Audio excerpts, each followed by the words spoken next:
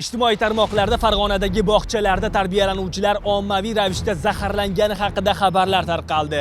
Xabarlarda keltirilishicha, Farg'ona viloyati yuqumli kasalliklar shifoxonasiga joriy yil 21 fevral soat 19:00 dan boshlab Farg'ona shahar hududida joylashgan 2-58 va 61 sonli maktabgacha ta'lim muassasasida tarbiyalanuvchi bolalar isitma, qorin og'rig'i, holsizlik kabi belgilar bilan shifoxonaga murojaat qilishgan. Xo'sh, bolalar haqiqatan ham zaharlanishdimi? Tegishli mas'ullar holatga qanday munosabat bildirishadi? Joriy yilning 21 fevral kuni Farg'ona viloyati yuqumli kasalliklar shifoxonasiga Farg'ona shahridagi 2-58 va 61 sonli davlat maktabgacha ta'lim tashkilotlarining 62 nafar tarbiyalanuvchisida yuzaga kelgan tana haroratining ko'tarilishi bilan bog'liq holat bo'yicha murojaat qilingan.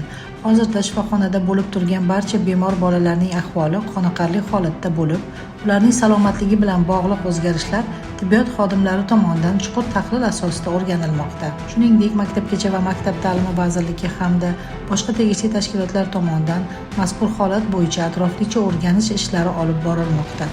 O'rganish natijalari bo'yicha vazirlikning rasmiy axborot kanallari orqali qo'shimcha ma'lumot berib boramiz.